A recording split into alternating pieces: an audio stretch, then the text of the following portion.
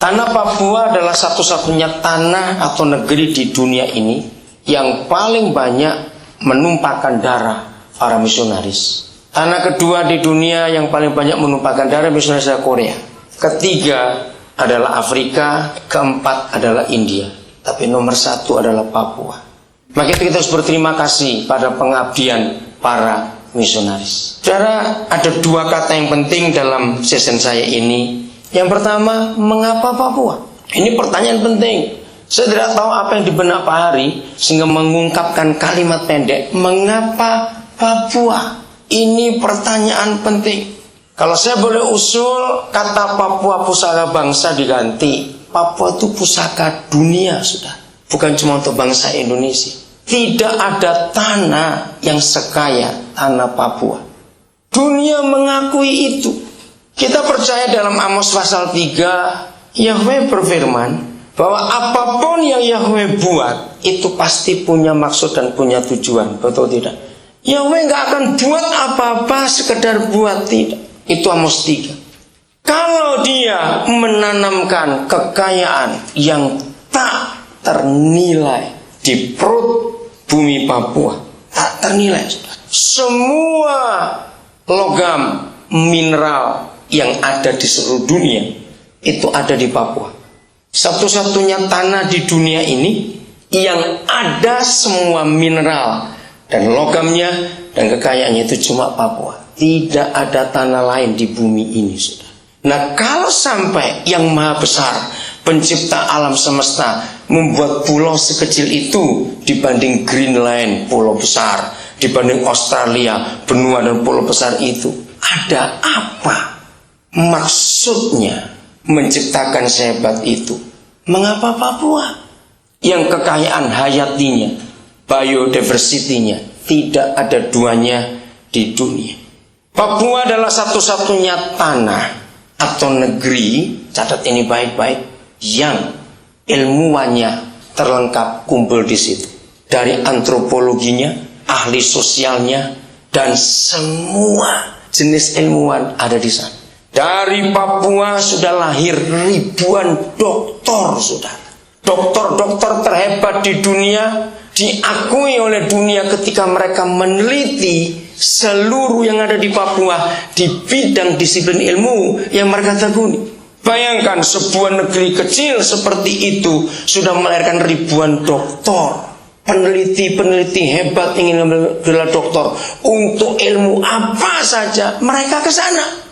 Tapi yang punya tanah sendiri tertinggal sampai sekarang. Bagian kedua, mengapa pendidikan saya bicara itu? Tahun 88, pertama kali pemerintah Indonesia dalam sidang MPR, waktu itu masih sidang MPR, saya lupa sidang MPR yang keberapa, kalau ada yang ingat tahun 88. Maka untuk pertama kali sebuah wilayah di negeri ini ditetapkan dengan ketetapan MPR, saya lupa nomor berapa, tahun 88. Maka keluarlah kata IBT waktu itu, Indonesia bagian timur, Pak Habibie yang dipakai oleh Pak Harto menjadi ketuanya. Mengapa Pak Habibie diangkat jadi ketua dan mengapa sidang MPR, sidang umum MPR tahun itu menetapkan Papua wilayah Indonesia bagian timur perlu dibangun.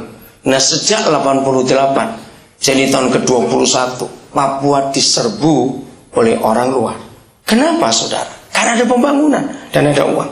Sebelum 88 Papua itu sepi. Papua itu tanah yang dilupakan sebelum 88. Hanya Freeport yang hebat. Supaya saudara tahu, bagi yang belum tahu, supaya ada yang saudara kagum.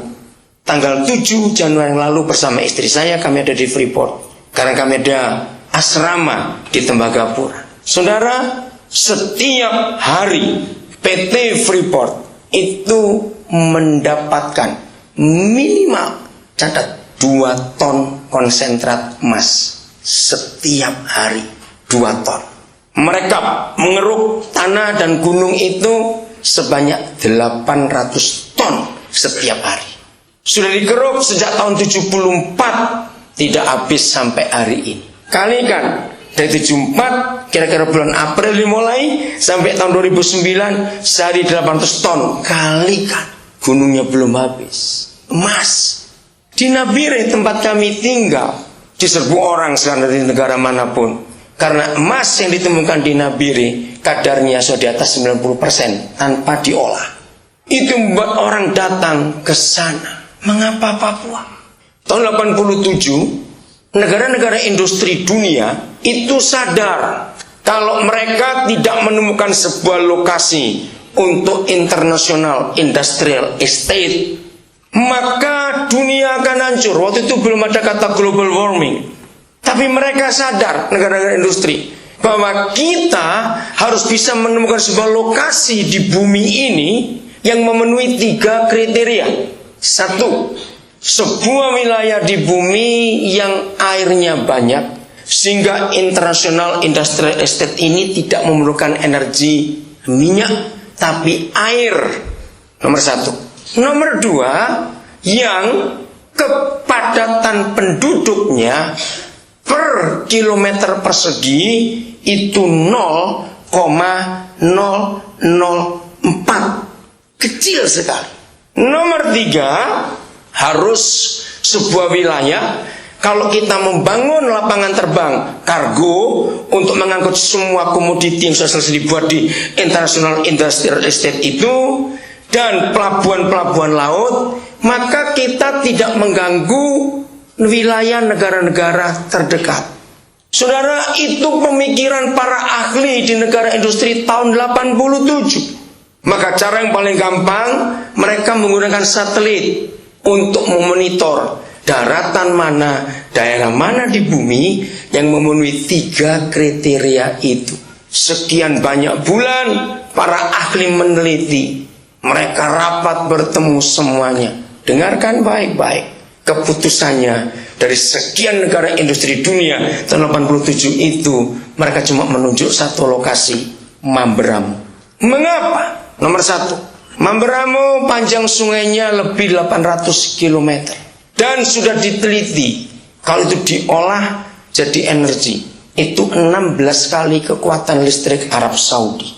Datanya masih ada dan masih disimpan oleh salah seorang anak kami namanya Senturi. Nomor 2, Mamberamo wilayah terluas yang kosong. Bahkan penduduknya lebih sedikit dari 0,004 orang per kilometer persegi. Saudara gambarkan, walaupun kita nggak ada peta Papua, tapi punya bayangan. Mamberamo itu perbatasan Papua Nugini sampai di Kabupaten Waropen. Itu Mamberamo. Lihat ke utara, lautan bebas. Hanya negara-negara kecil di Kepulauan Pasifik.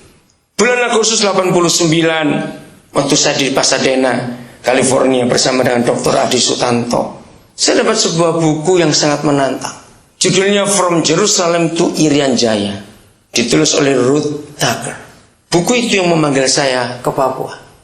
Saya sudah punya PR Australia tahun itu. Saya sudah terlalu muda untuk tinggal di Amerika.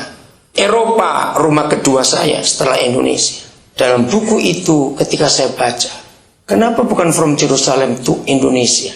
Kenapa From Jerusalem to Irian Jaya? Ada apa di tanah itu? Maka para misionaris, mereka menyetujui bahwa the end of the earth, ujung bumi yang dikatakan Tuhan Yesus itu ada di Papua. Saya keliling dunia hanya karena 2 ayat. Matius 24 ayat 14 dan 2 Petrus 3 ayat yang ke-10. Pergilah ke seluruh dunia, beritakan Injil kerajaan itu, jadi kesaksian bagi segala bangsa, baru tiba kesudahnya.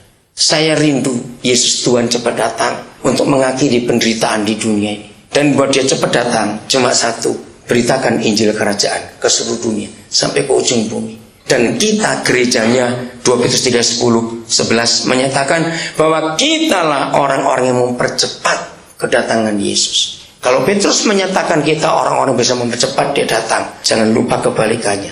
Kita pun bisa jadi orang yang memperlambat kedatangan. Setelah saya tahu buku itu, bahwa ujung buminya di negara sendiri, saya berkata, ngapain saya capek-capek keliling dunia kalau ujung buminya di negeri sendiri. Dengan pesat pertengahan April 90 kami masuk Papua. Karena Mamberamo jadi incaran dunia.